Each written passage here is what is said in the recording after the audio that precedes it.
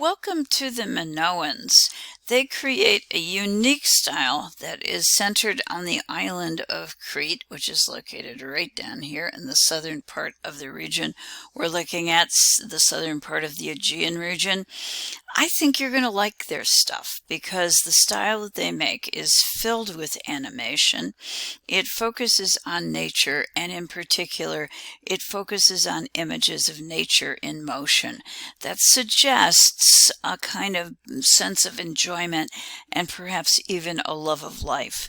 I do have to suggest that the folks who lived here actually had a pretty good life.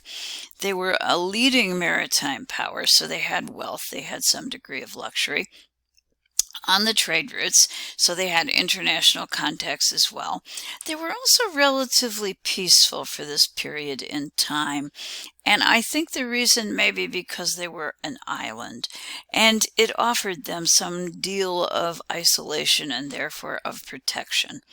It was also not a bad climate, and they had all of the resources of the sea, and also were able to farm portions of the land and had very fertile soil between the mountains. So these folks do appear, at least because of this environment, to develop an optimistic culture and a very affluent one as well. They clearly enjoyed the pleasures of life, which we will see.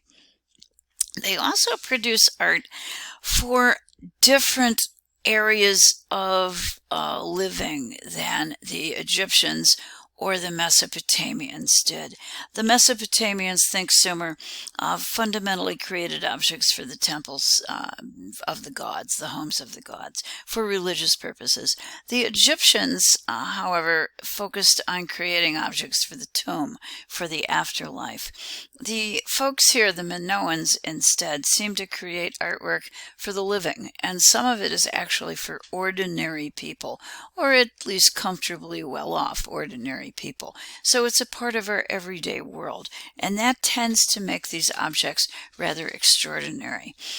As we go to our first sample, you'll also see the style is extraordinary. This is figure 412 in our textbook, and it's an octopus flask. It is a piece of ceramic ware, and it brilliantly displays the idea of nature in motion. The subject matter that fills the entire surface of the flask is drawn from the sea. It is an octopus, and it is shown animated, full of energy, full of movement. A sense of vitality and energy tend to permeate the whole surface of the jar. It is an image that is round and swelling, and the lines of the arms of our octopus tend to suggest movement and flux and motion.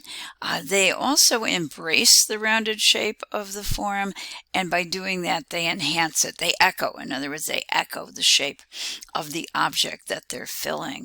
It is filled with continuous curving, flowing lines, and we learned when we looked at terms that these help to animate. It also conveys the sense of an object, in this case an octopus, actually floating, being buoyant, being moved by the water and the push and pull of the water on the animal. If we were in the classroom right now, I would ask you if this object was symmetrical or asymmetrical.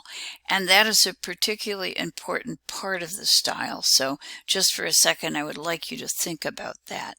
Because this object is very clearly in movement, it is an informal image. It seems to flow around the entire vessel, encasing the vessel.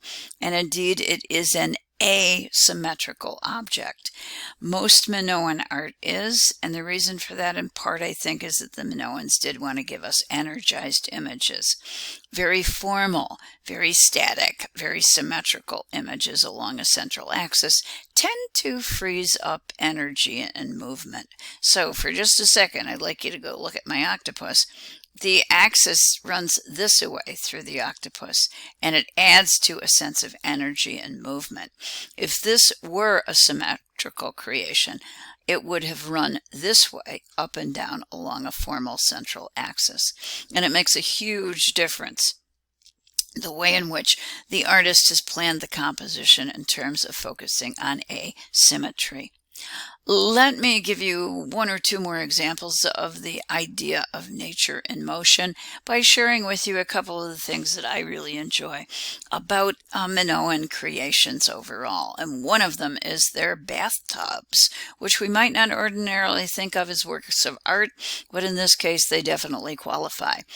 The image in the lower right on our screen is a Minoan bathtub, and there is not only a sense of nature in motion, but a sense of playfulness as well. If you take a look at the two fishy, one here, that are actually inside the tub, you would fill it up with water, and as you go to bathe, you would be swimming with the fishies.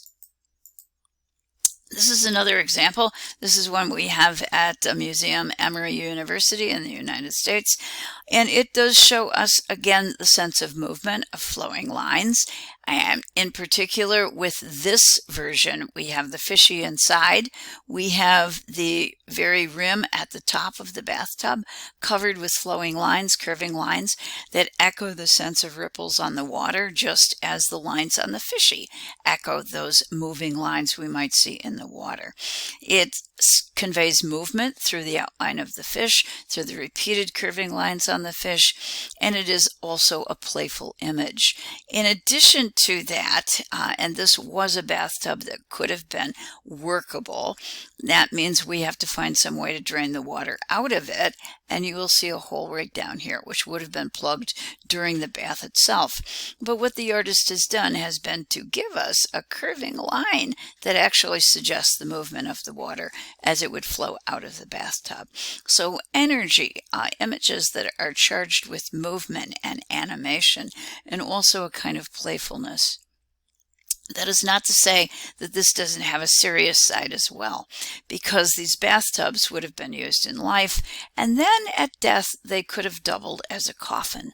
Many of these have been found with burials, and we think the reason for that is because the realm of the water was associated with the underworld. So our charming fishy, which we would have enjoyed in life, might also have served us as we journey. Think of this as a kind of boat or ship, taking us to our final resting place, which would have been in the underworld. This really famous Minoan piece, which is known as the Bull Leaping Fresco, figure for it in our textbook, also follows the ideas we've seen already. It is certainly related to nature in motion. It is a gigantic leaping bull, and this is something we looked at when we first introduced terms for our course.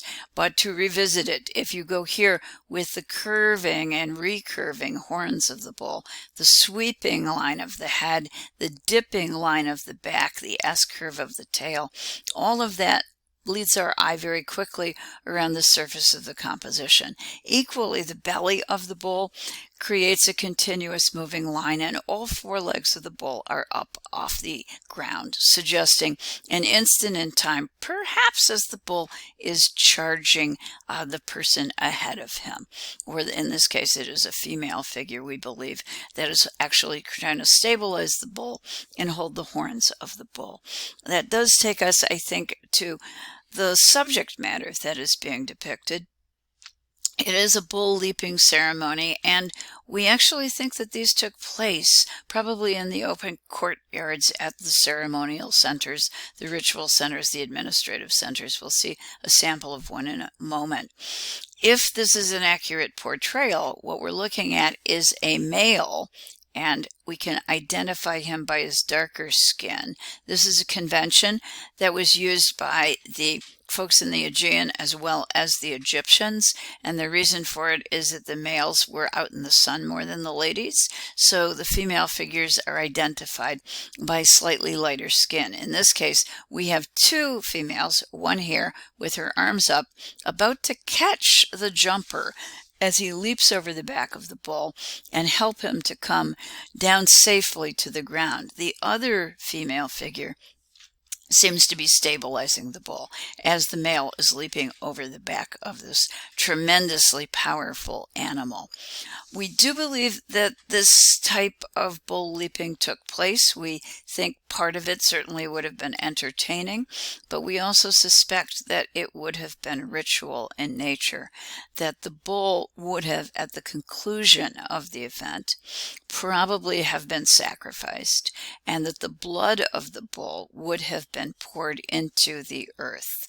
And I would like you just to think of the bull, and we've talked about this before, as an image of male strength and power and virility, and in this case of the fertilizing ability of the male, as the sacrifice of the bull actually fertilized Mother Earth. So we think this was part of a ritual ceremony that would have dealt with renewal and rebirth, and would have fit in with what we believe is a nature-based religion for the Minoans.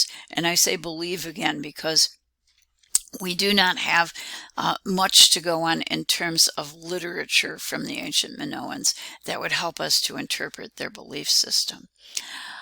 Since we do believe this happened, and probably it was largely ritual, it was certainly also good entertainment, but it was also largely ritual, you might be asking yourself how this could have taken place, how such a giant bull could have been subdued enough for someone to successfully leap over the back, and how a relatively small Minoan woman would be able to stabilize the horns of the animal.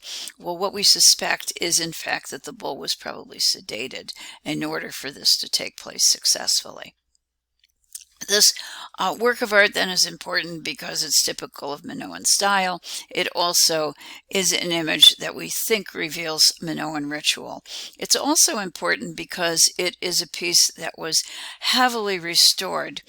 There was an individual, a Brit, his name was Arthur Evans, who actually buys the site of Knossos, which we'll see shortly, and because it's his, he can go ahead and do restoration on this site as he sees fit. This takes place in the early part of the 20th century. The restoration which was done here was created by sifting the ground, because this had completely fallen off the ground, and collecting the remaining pieces of this originally created fresco painting, and then attempting to put them back, think puzzle pieces basically, put them back into a shape that was recognizable. This particular image is one that we think, at least in terms of what else Evans did here, is done in a fairly successful way. Before we leave this slide, I want you to see all of these larger pieces like this. You can see the edge and it stands away from the surface. That is original. This is original. The image of the woman, however, and you can see the bodice of the dress and the breasts of the lady, all of that has been painted in. It's restoration that was done by an artist that Evans gave the assignment to correct this picture to. This is a closer look at the opposite figure, and we have a little more to work with the original material. Okay, all of this, which is darker, is original. The portions down here, you can see, are painted in by the artist who's adding in the arms. The background that ties all of this together is actually painted in a similar but a slightly lighter color. This, in general, we would count by today's standards as fairly successful restoration, and the reasons for that is that you can tell what is original. It's really important if you're looking at something that you know what is old and what is new, what was added to the composition. At the same time, the restoration which has been done does allow us to at least get a sense of what the original image looked like, so it gives us the total image. The last qualification for good restoration is it has to be reversible in case we've made a dreadful mistake and the restoration in the future needs to be corrected. In this case, it is assumed that should we find more pieces and discover that we're wrong about this, it will indeed be possible to restore the image in the future, or perhaps to correct the image in the future.